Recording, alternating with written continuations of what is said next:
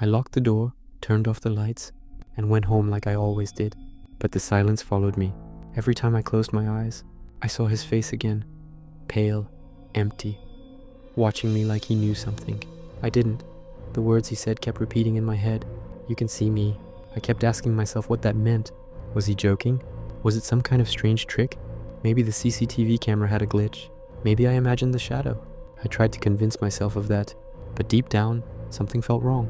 Something I couldn't explain. The next evening, I arrived at the restaurant earlier than usual. The rain had stopped, but the streets were still wet. The sky looked heavy and gray, like another storm was waiting. I unlocked the door and stepped inside. The restaurant smelled the same as always. Cooking oil, soap, and faint spices from the kitchen. Everything looked normal. Too normal. I walked straight to the CCTV monitor behind the counter.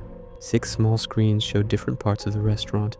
The entrance, the kitchen hallway, the counter, and of course table 6 near the window. I stared at that screen for a long time. The table was empty. The chair was pushed in neatly, just like any other day. I told myself I would record everything tonight. If the man came again, I wanted proof. Not just a strange memory, something real. Hours passed slowly. A few customers came in around midnight. A couple ordering takeout. A delivery driver grabbing coffee. Normal people. Normal conversations. By 1:30 a.m. the restaurant became quiet again. I cleaned the last table and stacked the chairs like always. One by one the lights dimmed until only the counter area and the window. Tables were lit. My eyes kept moving. Between the clock and the CCTV monitor. 1:52 a.m. The ticking of the clock sounded louder than usual. 1:55 a.m. My chest felt tight. I wiped my hands on my apron even though they weren't wet. 1:58 a.m. I turned my body so I could see both the door and the monitor at the same time. I didn't want to miss anything. 1:59 a.m. The second hand moved slowly round the clock. Face, dot tick, tick, tick. And then it happened. 2 a.m. The door opened. I saw it clearly. The handle moved, the door swung inward, and cold air from outside drifted into the restaurant. And he stepped inside. Same black coat, same slow walk, same empty expression. My heart started beating faster. I immediately looked at the CCTV monitor. The door had opened on the screen, but the entrance was empty. No one stood there. No one walked inside. My throat went dry. I looked back at the real floor. He was walking across the restaurant.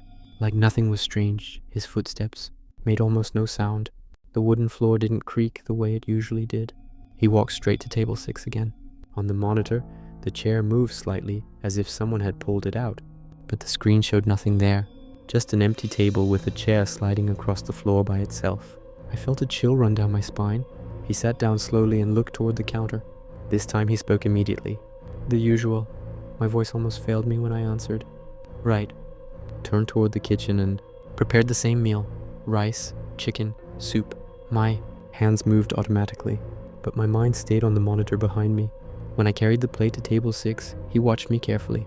Not blinking, not moving, just watching. I placed the plate in front of him and stepped back.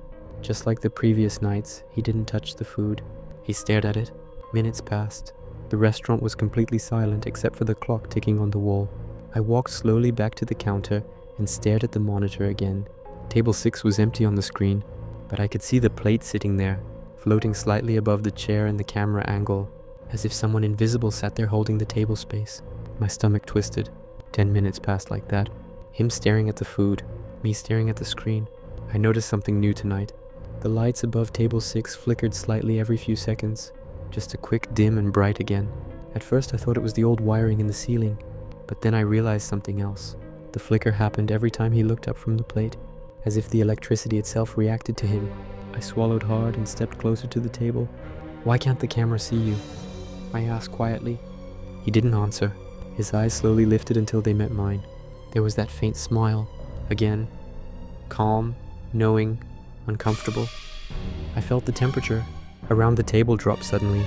The air felt colder than the rest of the restaurant. I rubbed my arms instinctively. You know why, he said. His voice sounded exactly the same as before, low and empty.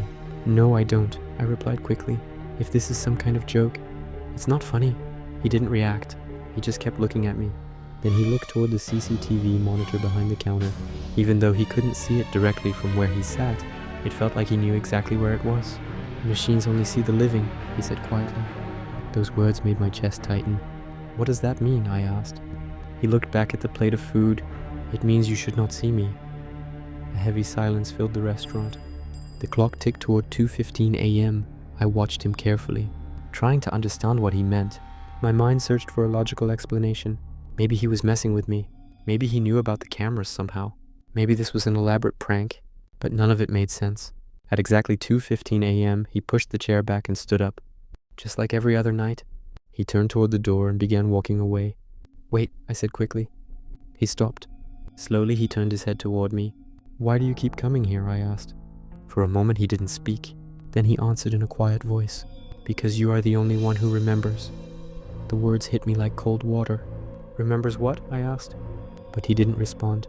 Instead, he walked toward the door again. The bell above the entrance rang softly as he opened it. Just before stepping outside, he paused and looked back at me one last time.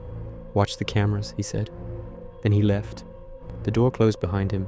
The restaurant fell silent again. My heart was pounding in my chest as I slowly turned toward the CCTV monitor. Table 6 was empty again. The chair was pushed in neatly. The plate of food sat untouched on the table, exactly the way it always did after he left. I stared at the screen, trying to process everything he had said. Machines only see the living. You should not see me.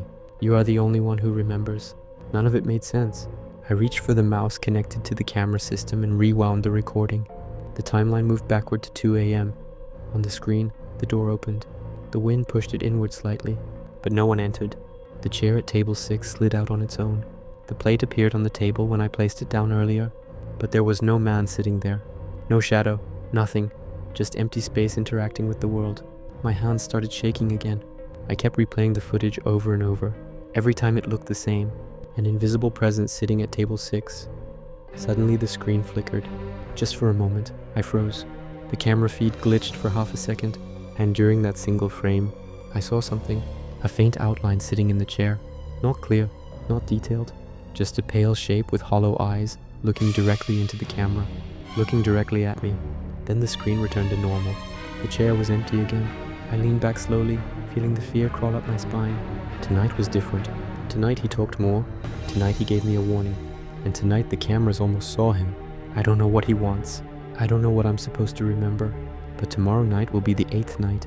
And I have a feeling that when he comes back, he won't just sit quietly at table 6 anymore. To be continued.